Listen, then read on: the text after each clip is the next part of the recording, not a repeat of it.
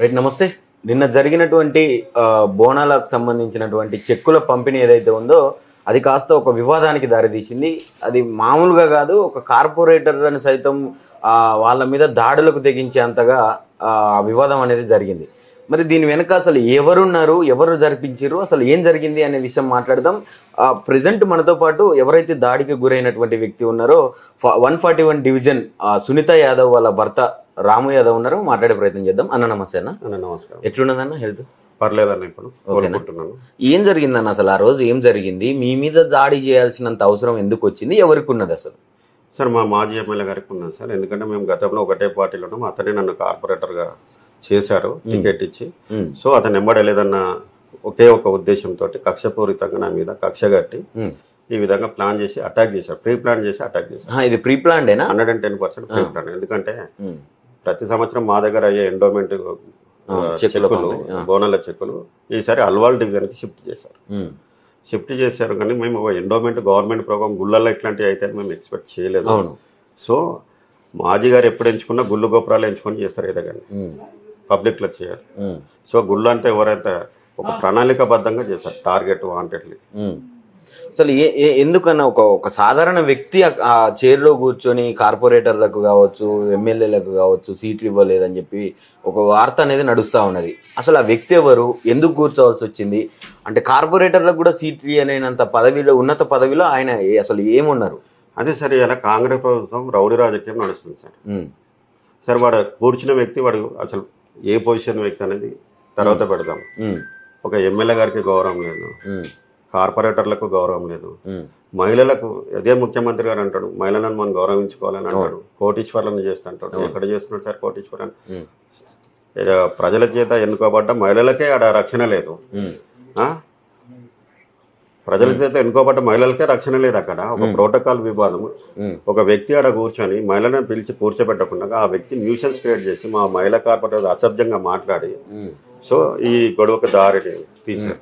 ఇప్పుడు అక్కడ బీర్ల ఐలయ్య గారు కూడా ఆ కార్యక్రమంలో పాల్గొన్నట్టుగా తెలుస్తా ఉంది. మరి ఆయన ఏం చెప్పలేదా అన్న? ఆ వ్యక్తికి అక్కడ కూర్చున్నటువంటి వ్యక్తితో చెప్పారు. ఆయన మాట కూడా క్లియర్. సరే, ఇప్పుడు ఎట్లుంటే సార్, ఒక రౌడీకి ఒక మంచి వ్యక్తికి అదే డిఫరెన్సెస్.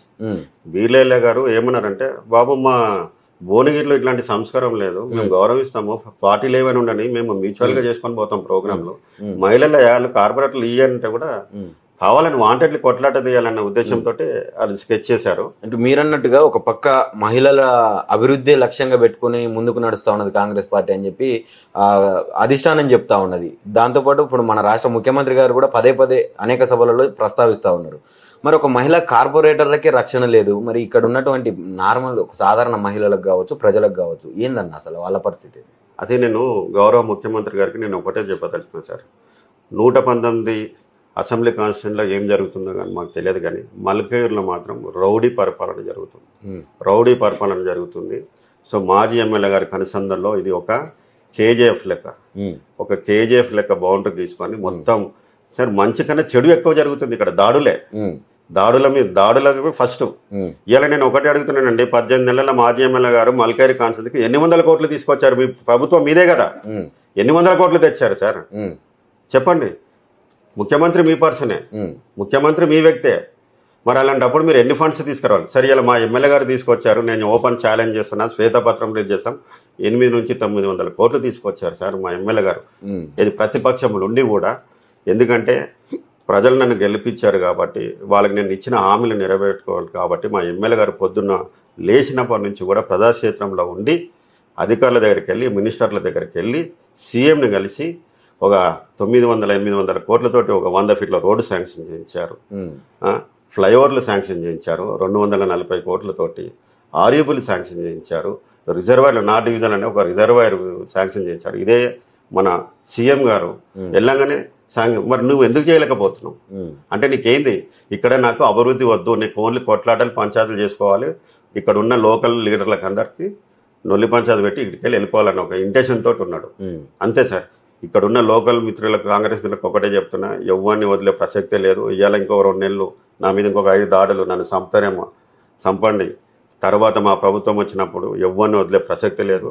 ఏ మైనంపల్లి రాడు మిమ్మల్ని కాపాడడానికి ఎవరు రారు, అదైతే గుర్తుపెట్టుకోండి. ఇప్పుడు మీరు ఇవాళ మేము ఇక్కడ మల్కైర్ లోకల్ చచ్చిపోతే మా బొందలగడ్డ గీనే ఉంటారు సార్, మైనంపల్లి చచ్చిపోతే మల్కైర్లో పెడతారా? ఒకటే అడుగుతున్నా నేను, మీరు ఎందుకు అతను ఎంబడి మీరు ఇంతగా కొట్లాటకు దిగాల్సిన అవసరం ఏముంది? లోకలకు మైనంపల్లి చస్తే ఎన్నో పెడతారు, మేము ఇక్కడ లోకల్ ప్రజలు చేస్తే మాత్రం మా కాన్స్టిట్యూన్సీలో చచ్చిపోయినది మాత్రం ఇక్కడనే పటేల్నగర్ బొందలగడ్డలో మిర్యాలగూడలో పెట్టుకోవాలి. అదన్నా ఇప్పుడు చావుల దాకా పోతా ఉన్నారు. అంటే లా అండ్ ఆర్డర్ అనేది ఒకటి ఉంది కదా, ఇప్పుడు జర్నలిస్టుల మీద ప్రతిపక్షాల మీద కేసులు కాగానే వెంటనే జైళ్లలో పెడతా ఉన్నారు వాళ్ళని. మరి ఇప్పుడు ఈ విషయంలో ఎట్లాంటి స్టాండ్ తీసుకున్నది పోలీస్ శాఖ? పోలీస్ వ్యవస్థ మొత్తం అతని కనుసల్లో నడుస్తుంది సార్. ఇలా దాడి జరిగింది నా మీద, ఏ ఒక్క వ్యక్తి కూడా ఈ రోజు వరకు అరెస్ట్ అసలు కంప్లైంట్ కేసు చేసిరా? కేసు పెట్టాము సార్, ఈ రోజు వరకు కూడా ఇలాంటివి రాలేదు. నిన్న పిలిచారు, నిన్న స్టేట్మెంట్ తీసుకున్నారు. నిజంగా కూడా మల్కైర్లో మాత్రం ఒక కేజీఎఫ్ వాతావరణం ఉన్నది సార్. ఒక రౌడీ పరిపాలన నడుస్తుంది తప్ప ఒక దాదాగిరి గుండాగిరియే అంతే. పైచచ్చికి ఆనందం పొందాలన్నాడు తప్ప ఇంకా ఏమి లేదు సార్. ఖచ్చితంగా నన్ను చంపాలని చూస్తున్నారు, నాకు ప్రాణాన్ని ఉంది. ఖచ్చితంగా రాబోయే ఎలక్షన్ లోపల నేను ఉన్నాను కూడా. దానికి కారణం ఒకటే సార్, మైనంపల్లి గారు ఎంబడి ఆయన పార్టీ మారినప్పుడు నేను పోలేదు, పోనందుకు నా మీద కక్ష కట్టుకున్నాను. పార్టీని మారకుంటే చంపేస్తారా? అంతే కదా సార్. ఇప్పుడు వీడియోలు చూస్తున్నారు కదా, దాడి ఏమి మామూలుగా ఇట్లా కొట్టి వదిలేసారా సార్? అవును, చూసారు కదా, బట్టలు అంటే చంపాలని చూసారు, స్కెచ్ చేశారు. దేవుని దేవాల బతికి బయటపడ్డారు సార్.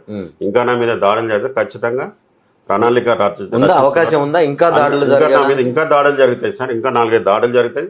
నన్ను చంపడానికే ప్రయత్నం చేస్తారు. మరి ఇప్పుడు ప్రజాస్వామ్యం, ప్రజా పాలన అంటుండు, ఇందిరమ్మ రాజ్యం అంటుండ్రు. అదే గౌరవ ముఖ్యమంత్రి గారు ఇన్ని కోట్లాటలు మల్కైర్లో అవుతున్నప్పుడు ఆయన మరి ఏం చేస్తున్నారు అనేది ముఖ్యమంత్రి గారు సమక్షంలో జరుగుతున్నాయని మేము అనుకుంటున్నాం సార్. ముఖ్యమంత్రి గారు చెప్పే చేస్తున్నాడని మేము అనుకుంటున్నాం. ముఖ్యమంత్రి గారు, రాష్ట్ర ముఖ్యమంత్రి గారి దృష్టిలో ఉందని మేము అనుకుంటున్నాం. రాష్ట్ర ముఖ్యమంత్రి గారు మల్కైర్ ఎంపిక చేశారు.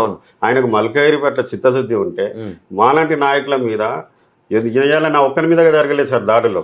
సార్ మాజీ కార్పొరేటర్ల మీద జరిగినాయి, కార్పొరేటర్ జరిగినాయి, బీజేపీ కార్పొరేటర్ మీద జరిగినాయి, అల్వాల్ డోలి రమేష్ మీద జరిగినాయి, శ్రీధర్ గౌడ్ మీద జరిగినాయి, చాలా మంది మీద జరిగినాయి సార్. ఈ 10 ఏళ్లలో చాలా దాడులు జరిగినాయి సార్. అంటే అన్నిటి మైనంపల్లి 110% సార్.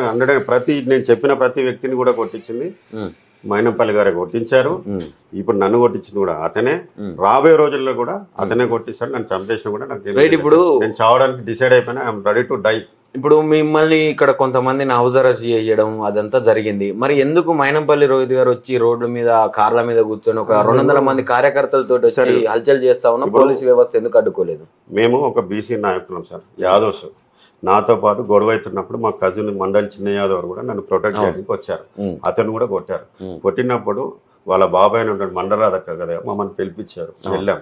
ఎందుకు ఈ విధంగా దాడులు చేశారని చెప్పి ఫోన్ చేసినందుకు ఆర్గ్యుమెంట్ జరిగినప్పుడు ఇద్దరు ఓపెన్ ఛాలెంజ్ చేసుకున్నాను సార్. నేను ఒకటే చిన్న లాజిక్ సార్ చెప్తున్నాను, మీకు దమ్ము ధైర్యము ఉంటే అంత ఛాలెంజ్ చేసుకున్నప్పుడు డైరెక్ట్ వచ్చేసారు సార్. పోలీస్ వ్యవస్థకు మేము చెప్పలేదే ఇట్లా అయింది, ఛాలెంజ్ తీసుకున్నాం, మీరు రండి మమ్మల్ని కాపాడాలని. వాళ్ళే ఛాలెంజ్ చేస్తారు, వాళ్ళే పోలీసు వాళ్ళకి ఫోన్ చేసుకుంటాను సార్. 200-300 మంది పోలీసు వాళ్ళు వచ్చారు. వచ్చి దూలపల్లి నుంచి మల్కైర్కి వచ్చే వరకు ఓడాపడు 50 కార్లని, ఇంట్లో వాళ్ళని మాత్రం అవజారట్ చేసి ఏం సార్ తమాషా వచ్చి మొత్తం రోడ్డు మీద షో చేసి బండి మీద కూర్చొని వెళ్ళిపోయారు. అంటే మేము ఓపెన్ ఛాలెంజ్ చేసినాం, మల్కైర్కి వచ్చాం, మా ఓపెన్ పీకలేడు అని. అంటే అది కాదు కదా. ఇక్కడ నుండి అసలైన రాజకీయం చూపెడతామని చెప్పి చెప్తా ఉన్నారు. చూపెట్టమని సార్, చూపెట్టమంటే ఒకటే దాడులే చూపిస్తారు వాళ్ళు. పబ్లిక్ లో నించొని గెలిచి చూపెట్టమనండి. ఓపెన్ ఛాలెంజ్ చేస్తున్నాను నేను. గెలవలేరు సార్, రమ్మనండి. ఆ ముఖం లేకనే కదా ఈ దాడులు మా పైన. రేపు రాబోయే జిహెచ్ఎంసీ కూడా ఏ ఒక్క కాంగ్రెస్ క్యాండిడేట్ మల్కైర్లో గెలవడు. ఏ ఒక్క 110% రాసుకోండి. ఇదే మైనంపల్లి వల్ల వాళ్ళకి మైనస్ తప్ప ప్లస్ లేదు. ఇవాళ ప్రతి డివిజన్ లో మీరు సర్వే చేసుకోండి, ఏ పార్టీకి ఎంత వస్తుంది ఏందన్నది. మొన్న మా ఎమ్మెల్యే గారిది 39.87% వచ్చిందండి సర్వేలలో. అది ఓర్వలేక ఇక్కడ రాలేక ఎటో వేరేదికి వెళ్ళిపోతున్నా మాకు న్యూస్ వచ్చింది. సో ఎలా నేను కక్ష తీర్చుకోవాలి, రామ్ యాదవ్ మీద ఎలా కక్ష తీర్చుకోవాలి, రాజశేఖర రెడ్డి మీద ఎలా కక్ష తీర్చుకోవాలి, ఇతర కార్పొరేటర్ల మీద ఎట్లా తీర్చుకోవాలి అనేది పగబట్టి ఒక ప్రణాళికబద్ధంగా మా మీద దాడులు చేశారు సార్. నేను ఓపెన్ చెప్తాను, నాకైతే ప్రాణాలు ఉంది. నేను నెక్స్ట్ ఇదే మీడియా సమావేశంలో ఉండొచ్చు, ఉండకపోవచ్చు సార్. అదైతే ఓపెన్ గా చెప్తున్నా. నన్ను ఖచ్చితంగా దారి తీస్తుంది అనుకుంటున్నారా? 110% తీస్తుంది సార్. వదిలాడు. బీఆర్ఎస్ పార్టీ ఎట్లా స్టాండ్ తీసుకుంటుంది మీ పట్ల? అదే అందుకని ఈరోజు మా గౌరవ వర్కింగ్ ప్రెసిడెంట్ కేటీఆర్ గారు వస్తున్నారు. మీ దగ్గరకు సో ఇప్పుడు 3:30-4 గంటలకు టైం ఇచ్చారు. అందుకని ఇప్పుడు ఒకసారి వాళ్ళకు కూడా చెప్పి మరి వాళ్ళేమి స్టాండ్ తీసుకుంటున్నారు చూసిన తర్వాత రాష్ట్ర ముఖ్యమంత్రి గారి దగ్గరికి తీసుకెళ్ళమని అడుగుతున్నాను. నాకైతే ప్రాణహాని ఉంది సార్. ఫైనల్ గా మైనంపల్లి కుటుంబానికి అంటే ఇద్దరే ఉన్నారు తండ్రి కొడుకులు, వాళ్ళకి ఏం చెప్పదలుచుకున్నారు? ఒకటి ఏం లేదు సార్, రాజకీయాలు వస్తుంటాయి పోతుంటాయి.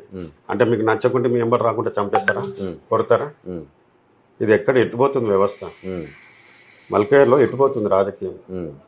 ఇక్కడ ఉన్న ప్రజలు అందరూ గ్రహించారు, నాయకులు గ్రహించలేరు, కాంగ్రెస్ నాయకులు. ఇలా ఎవడున్నారని చెప్పి రేపు ఇదే పరిస్థితి వాళ్ళకు కూడా వస్తుంది సార్. ఇలా నాకు వచ్చింది రేపు వాళ్ళకి రాదని గ్యారంటీ. ఖచ్చితంగా ఆయనకు ఎవరైతే నచ్చలేదు అనుకోండి ఖచ్చితంగా టార్గెట్ చేసి కొట్టిపోయడమే ఆయన లక్ష్యం. ఫస్ట్ భయపెట్టియాలి, లేకుంటే వాడు ఏదైనా పార్టీ మారాలి. ఇలా నాతో పాటు ఒక కొలిక్ ఉండండి, మీనా ఉపేంద్ర రెడ్డి గారు, ఎంతో భయపరంతులు చేస్తే ఆయన బీజేలోకి వెళ్ళిపోయారు. నేను మాత్రం పార్టీ మారలేదు. సత్యవరకు ఇదే పార్టీలు ఉంటా, పార్టీ మారే ప్రసక్తే లేదు, సావడానికని సిద్ధం. రైట్, థ్యాంక్ యూ అన్న, థ్యాంక్ యూ సో మచ్.